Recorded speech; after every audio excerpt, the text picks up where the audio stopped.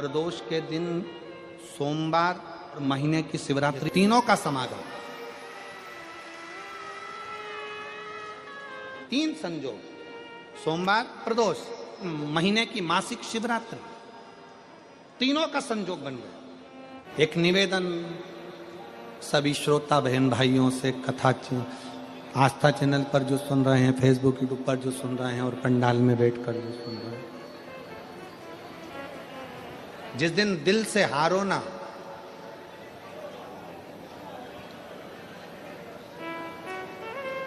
थोड़ी तकलीफों में अगर घिर जाओ, तकलीफें आ जाएं, कष्ट आ जाए, तकलीफें जिस दिन तुम्हारे भीतर बहुत ज्यादा मात्रा में आ जाए, उस दिन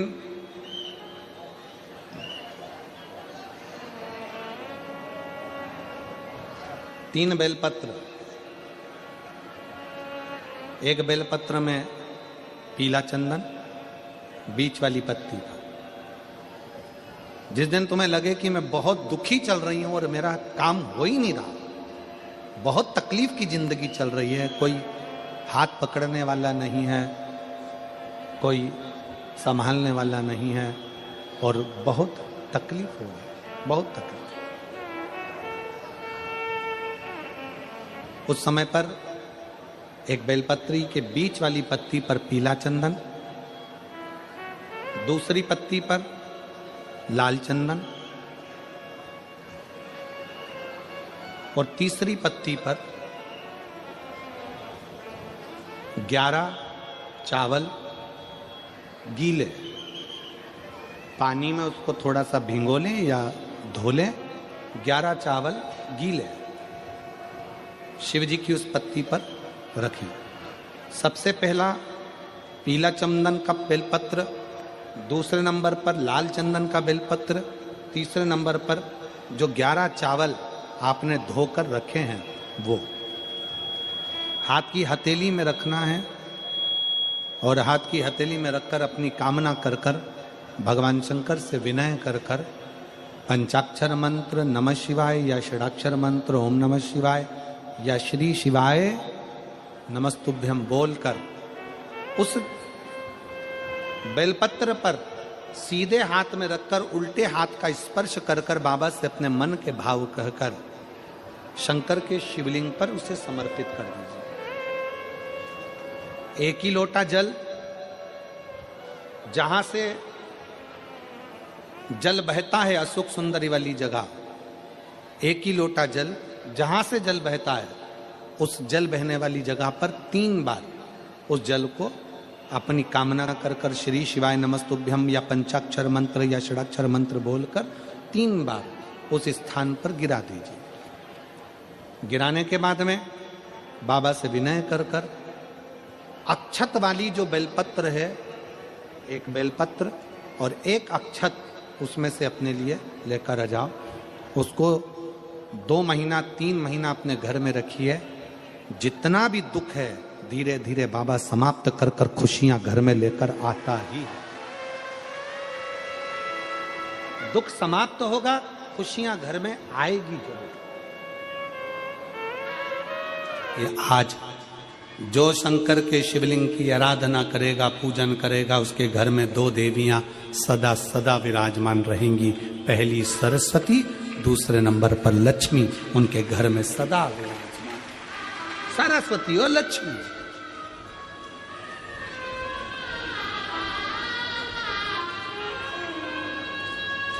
एक देवी का फूल होता है, शायद मुझे उम्मीद है कि आप सब जानते होंगे। एक देवी का फूल होता है जिसको जायसोन या गूलर का फूल भी कहते हैं, घंटी वाला फूल भी कहते हैं, लाल कलर का होता है। काय का बोलते हैं इधर? गुड़ल, गुड़र का फूल, जायसोन का फूल लाल कलर का होता है, जिसमें घंटी निकली रहती है एक छोटी सी, उसमें पीले पीले पीले पीले दाने रहते।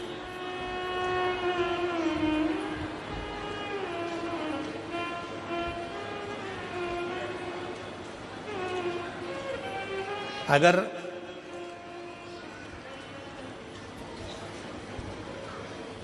मान लो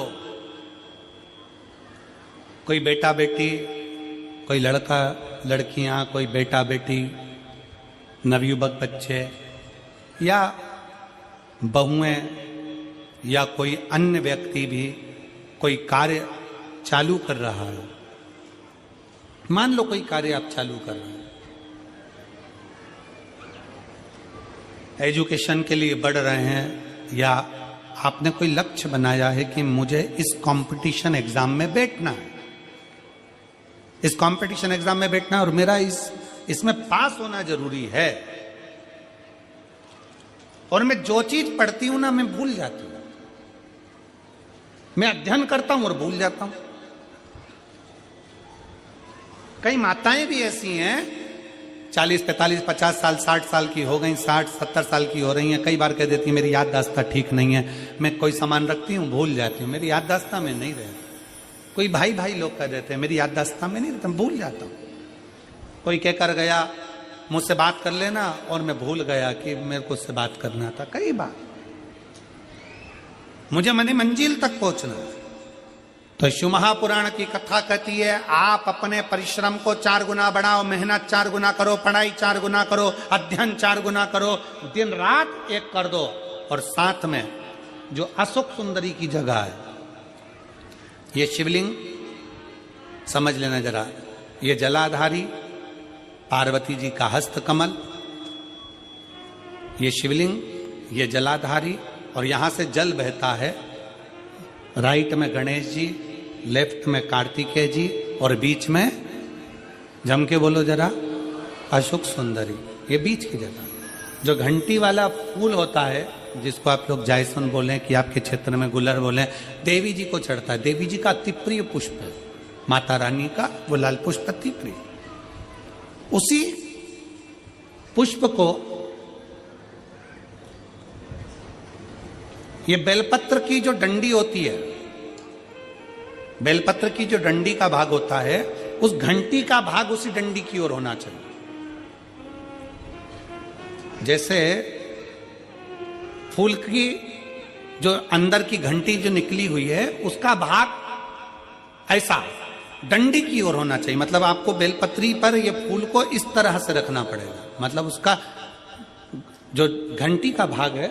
हाँ लाइए जरा फूल लाओ, जेरा फूल मिल गया वो।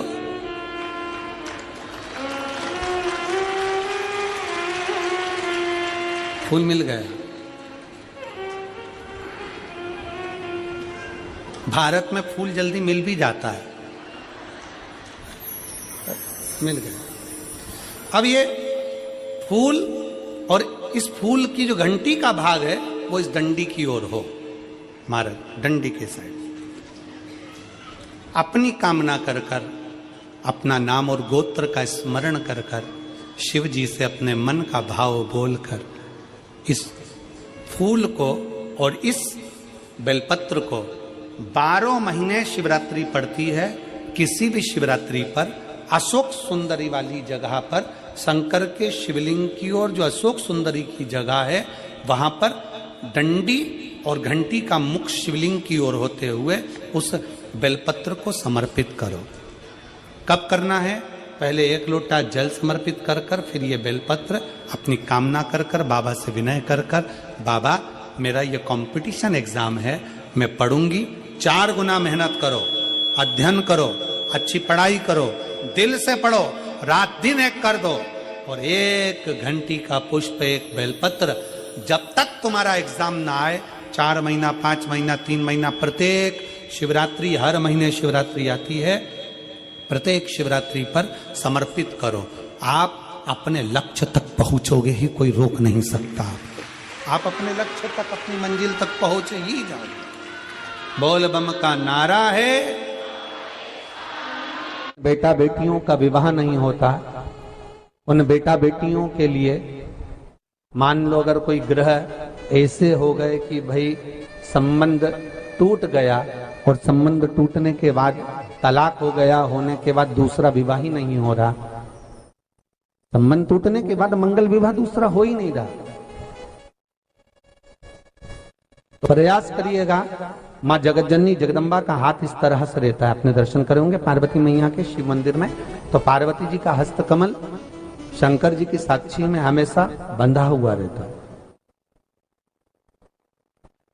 शिव की साक्षी में महाराज प्रदोष काल में, प्रदोष के दिन, कभी भी किसी भी प्रदोष के दिन, वैसे तो मूल है इसमें सोम प्रदोष का वर्णन, सोमवार की जो प्रदोष पड़े उसका मूलता माना गया है, पर आप प्रयास करना कि किसी भी प्रदोष के दिन जिसका तलाक हो चुका हो, जिसका संबंध खराब हो चुका हो, संबंध हो ही नहीं रहा हो वापिस से, सोम प्रदोष के दिन जहां मां जगतजननी का हस्त कमल बंधा रहता है और शंकर भगवान का शिवलिंग है। आप लोगों ने कथा सुनी होगी कि सबसे पहली यज्ञोपवीत संस्कार, सबसे पहला यज्ञोपवीत संस्कार किसका हुआ था और किसने किया था? महाराज सबसे पहला यज्ञोपवीत माता ललिता देवी ने भगवान शंकर को यज्ञोपवीत धारण करवाया था।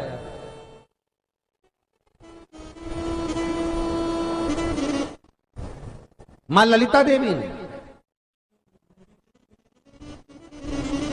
सूत्र बनाकर अपने हस्त कमल से भगवान शंकर के सम्मुख में बिठाकर भोलेनाथ जी के हस्त कमल से स्वतः सूत्र बनाया था। भगवान शंकर प्रसन्न हो गए थे, बहुत प्रसन्न भोलेनाथ जी, इसलिए शंकर भगवान ने ललिता देवी को 2 वर दिए थे, एक किसी का अश्रु नहीं देखूंगा, दूसरा जो यज्ञोपवीत समित समर्पित करेगा, यज्ञोपवीत का भाव जो मुझे देगा उसके जीवन में बाधाओं को हर लूंगा। इसलिए आज भी हिंदू धर्म में देवताओं को जो यज्ञोपवीत चढ़ाया जाता है वो उलझा हुआ नहीं होना चाहिए। देवताओं को जो यज्ञोपवीत चढ़ता है उसको सुलझाकर चढ़ाया जाता है, समर्पित करेगा। अब कई विद्वान ब्राह्मण ऐसा कैसे यज्ञोपवीत में हल्दी लगाकर छोड़वा देते हैं, परंतु वो उलझा हुआ रहता है, वो सुलझा हुआ अगर चढ़ाएगा तो जो जजमान पूजन कर रहा है, जो जजमान पूजन में लगा हुआ है, उसको पूर्ण फल की अनुभूति हो, पूर्ण फल का प्राप्ति हो और ब्राह्मण भी बंधन से मुक्त हो। ललिता देवी जी तो हमारे यहाँ भौम सोमवार का जो प्रदोष हो, उस प्रदोष के दिन जिसका मंगल विवाह नहीं हो रहा है, सारी तकलीफें झेल रहे हो, बहुत कष्टप्रद हो, तो माँ का जो हस्त कमल है उस हस्त कमल से लेकर शंकर भगवान के शिवलिंग तक एक कच्चे सूत की धार बनाई जाती है महाराज। 6 धार कच्चे सूत की बनाई जाती है। यहाँ शंकर भगवान का शिवलिंग है, यहाँ माता का हस्तकमल है, हस्तकमल से चालू होकर शिवलिंग, शिवलिंग से चालू होकर हस्तकमल, ऐसी 6 धार बनाई जाती है हमारी। प्रदोष, शिवरात्रि, सोमवार तीनों एक ही दिन पड़ रहा। दुनिया के लोग त्रिवेणी का स्नान करने के लिए प्रयाग जाते हैं, पर मेरे भोलेनाथ ने पूरी त्रिवेणी यहीं बना दी है, पूरी त्रिवेणी। सोमवार की प्रदोष पड़ती है तो शंकर भगवान कैलाश पर निवास करते हैं। हमारे यहाँ कहते हैं सोमवार की जो प्रदोष पड़ती है वो इच्छा पूर्ति करती है। मान लो आप प्रदोष का व्रत नहीं कर सकते, आप अगर व्रत नहीं कर सकते तो प्रदोष के दिन, प्रदोष काल में शाम का समय सूर्यास्त का कुछ पल, कुछ घड़ी के पहले से लेकर बाद तक का प्रदोष काल के अंतर्गत आप शंकर जी के मंदिर में जाकर 1 लोटा पानी, 5 बेलपत्र भी अगर समर्पित करते हैं तो संपूर्ण प्रदोष का फल आपके भाग्य में प्रबल हो जाए। एक निवेदन सभी श्रोता बहन भाइयों से, कथा आस्था चैनल पर जो सुन रहे हैं, फेसबुक यूट्यूब पर जो सुन रहे हैं और पंडाल में बैठकर जो सुन रहे हैं, जिस दिन दिल से हारो ना, थोड़ी तकलीफों में अगर घिर जाओ, तकलीफें आ जाए, कष्ट आ जाए, तकलीफें जिस दिन तुम्हारे भीतर बहुत ज्यादा मात्रा में आ जाए, उस दिन